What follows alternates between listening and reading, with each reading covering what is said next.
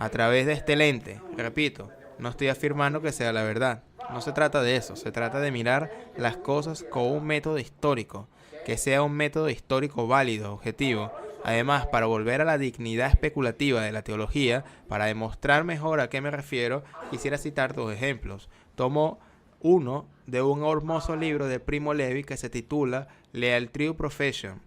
Es un capítulo, digamos que es, o se titula Contra el Dolor.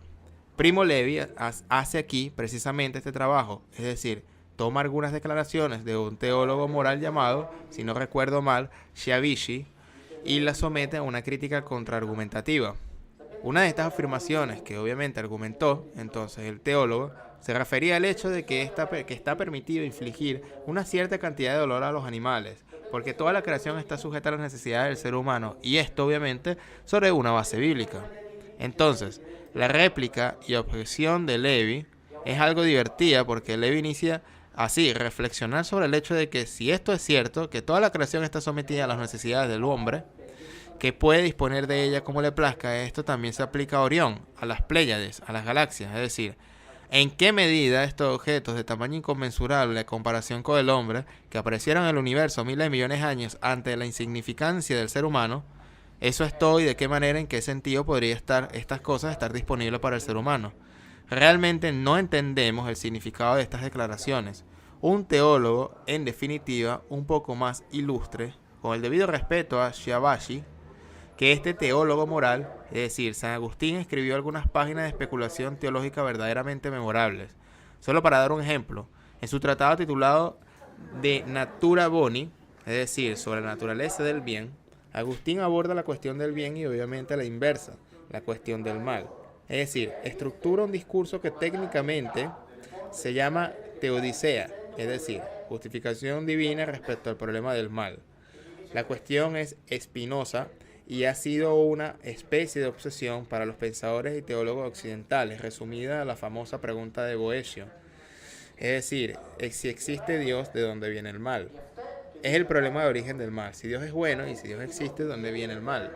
Ahora toca, bien, sabemos que la respuesta tradicional de la teología cristiana remonta al origen del mal, al pecado original de Adán y Eva, y que desobedecieron el mandato de Dios. Ahora bien, aparte del hecho de que aquí podríamos abrir un capítulo textual completo sobre el funcionamiento bíblico del pecado original, y ya lo has hecho, o ya se ha hecho por nuestra cuenta. Y sí, y luego la teodicea ha discutido durante siglos porque es un problema fundamental. Y cierto, eso es algo a observar a futuro. Bueno, vamos a ver ahora en el libro de Isaías, donde Yahvé dice, yo soy el origen de todo lo bueno y de todo lo malo. Entonces, en realidad, si quisiéramos atenernos estrictamente al dictado bíblico, ni siquiera deberíamos plantearnos el problema de dónde viene el origen del mal. Pero sabemos que no es así, porque si Dios es bueno, unde malum, es decir, ¿de dónde viene el mal? Si la teología ha puesto la responsabilidad al origen del mal en el pecado original de aquellas dos pobres almas, Adán y Eva, entonces permítanme presentar mi objeción personal a esta idea de que Adán y Eva, al elegir el mal, abrieron la puerta al mal en el universo. Generalmente, si se puede elegir entre dos cosas, las dos cosas deben entenderse como existentes antes de la elección. Es decir, no surge la posibilidad de una elección con un solo elemento. Y si Dios hizo estas cosas buenas, Adán y Eva solo podían elegir las cosas buenas. Entonces la desobediencia que se atribuye a la libertad de la voluntad humana. Pero, en definitiva, aquí recordaría otro argumento que es el de Schopenhauer. Es un hermoso folleto titulado La libertad de la voluntad humana. Pero no quiero hacerlo y no quiero complicar demasiado el asunto. En resumen, si Adán y Eva pudieron elegir entre el bien y el el mal preexistieron en esa elección. ¿Quién puso ante sus ojos el bien y también el mal para poder elegir?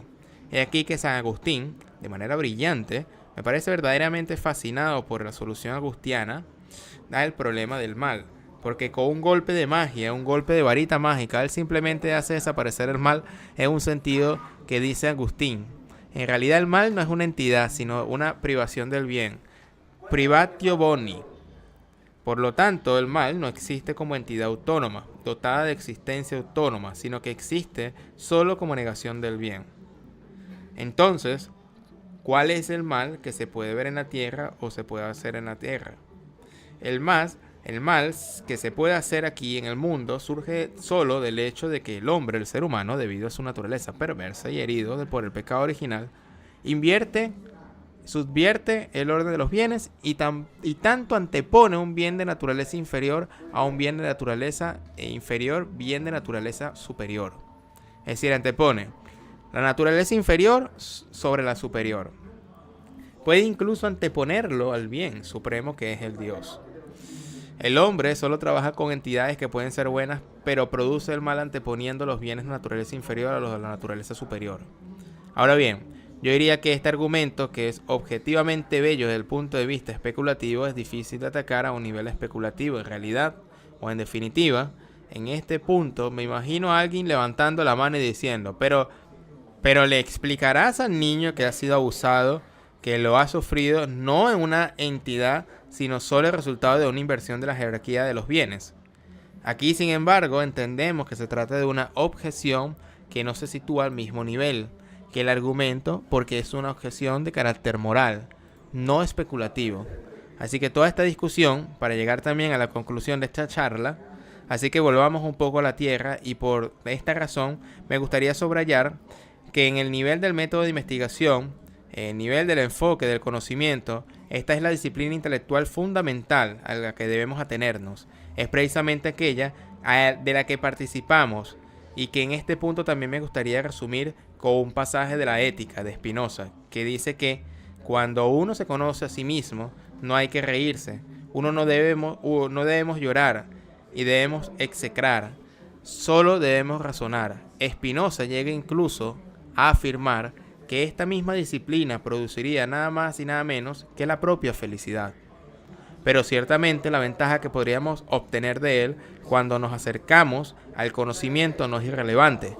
Por supuesto, mire, la discusión sobre Adán y Eva es de hecho una discusión muy compleja, porque en realidad la discusión sobre el conocimiento bíblico, sabemos lo que es, está relacionada con la experimentación. Entonces Adán y Eva decidieron experimentar con aspectos de la vida que allí probablemente nunca lo habrían experimentado. Pero debemos así porque se dijo o dijimos. Hoy vamos a hablar del método. Ahora que se ha mencionado a Spinoza, me acuerdo de un libro que leí hace muchos años de un intelectual judío llamado Arturo Schwarz, quien es banalmente conocido como historiador del arte. En realidad se graduó en Oxford, si no me equivoco, en Ciencias Naturales, se licenció en Filosofía por la Sorbona, y este libro donde dice yo también soy judío, y con reflexiones de un ateo, y cita a Baruch Spinoza en su Deus Shiva Natura. En esto, por tanto, concepción inmanentista, que no se ve la distinción entre un creador y una persona creada. Y entre otras cosas, también un experto en Cábala dice que precisamente el término Elohim y el término Hatevá, que significa naturaleza, tiene el mismo valor numérico, y por lo tanto dice, también desde el punto de vista, el término que se interpreta como Dios y el término que en cambio indica naturaleza, tiene exactamente el mismo valor. Y nosotros, como seres humanos, por lo tanto, no lo somos. No seríamos producto de una creación, pero seríamos seres naturales, es decir, producto de, pero al mismo tiempo seres naturales, es decir, creadores de. Por lo tanto, también creadores de vida y obviamente, y también creadores del entorno que nos rodea. Entonces sabemos, en resumen, que Baruch Spinoza fue excomulgado por la comunidad judía. Entre otras cosas, también había leído por mí mismo los términos de la excomunión, que eran términos muy duros. Dios te maldiga para siempre, nadie puede venir, así decía, más cerca de ti que 4 codos. O sea, algo realmente aterrador. ¿Aterrador por qué? Porque cuestionaba el otro tipo de especulación, la obviamente monoteísta, y por tanto, como se dice, la teología, lejos de ser necesariamente portadora de una verdad, tiene sin embargo su propio valor intrínseco, que es su valor especulativo, que es su valor cultural, valor que es su valor intelectual, que evidentemente no puede ignorarse. Se diría que hoy hemos puesto tanto hierro en el fuego que esperamos que, por así decirlo, nuestros amigos nos hayan seguido hasta aquí. Pero estoy convencido de que eso, los amigos, son personas de mente abierta, los que vienen a estas conferencias. Gente sedientas de cultura, gente curiosa. Y nos escriben y me dan ganas de estudiar, porque esto para mí es el mejor elogio que nos podemos dar o que nos pueden dar a nosotros. Digo esto con respeto o con respecto a la Biblia, y el cambio con respecto a los discursos que hacemos es el mejor comentario que nos podrían dar. Esas ganas nuevamente de que puedan retomar estos estudios que son muy densos y pesados. Sí es cierto que hacemos que la gente quiera estudiar, estoy muy contento por ello y yo también estoy feliz por ese supuesto.